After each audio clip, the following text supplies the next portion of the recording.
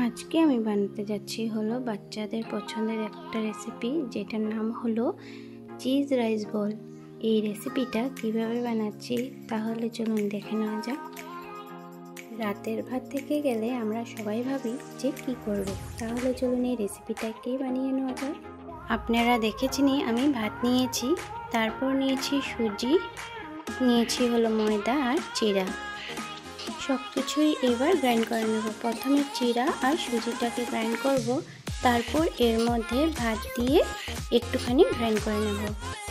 তারপর এর মধ্যে আমুল তাজা 1 কাপ দিয়ে আবার গ্রাইন্ড করে নেব। গ্রাইন্ড করা হয়ে গেছে। এইবার এদিকে একটা বাটি নিয়েছি, এর মধ্যে ঢেলে নেব।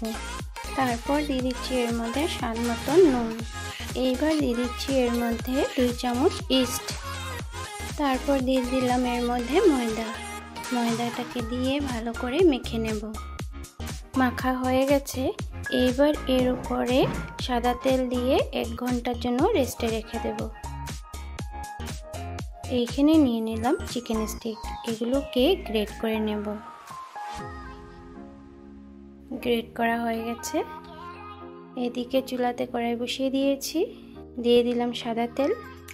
তেল গরম হয়ে গিয়েছে, দিয়ে দিলাম কেটে রাখা রসুনটাকে একটু ভেজে নিয়ে এর মধ্যে দিয়ে দিব কেটে রাখা পেঁয়াজ। পেঁয়াজটা ভালোভাবে ভাজা হয়ে আসলে এর মধ্যে দিয়ে দেব স্বাদ মতন নুন দেওয়ার পর সামান্য একটু ভেজে নিয়ে এর মধ্যে দিয়ে দিব গ্রেট করে রাখা চিকেন স্টিকটা দিয়েও একটু নেড়ে চেড়ে এর মধ্যে দিয়ে দিব সস। এখানে আমি নিয়েছি 3 রকমের sauce, soy sauce, tomato sauce আর চিলি সস। দিয়ে একটু নেড়ে চেড়ে এর মধ্যে দিয়ে দিব আমুল মজরেলা চিজ। তারপর একটু নেড়ে চেড়ে গ্যাসটা বন্ধ করে দেব, ঠান্ডা হওয়ার জন্য রেখে দেব। এইদিকে ভাতের ডোটাও 1 ঘন্টা রেস্ট হয়ে গেছে। এই ভাতের ডোটাকে আরও একবার ভালো করে মেখে নেব। তারপর হাতে একটু তেল লাগিয়ে ছোট ছোট করে লিচির মতন বের করে নেব। এর ভেতর পুর ভরে গোল করে নেব। এই একইভাবে সবকটাকে বানিয়ে নেব। সবকটা বল বানানো হয়ে গেছে। এইদিকে নিয়ে নিলাম বলগুলো ভাজার জন্য একটা প্যান। এর মধ্যে দিয়ে দিলাম সাদা তেল দিয়ে চারপাশে ভালোভাবে লাগিয়ে নেব। তারপর বলগুলো এর মধ্যে দিয়ে দিব।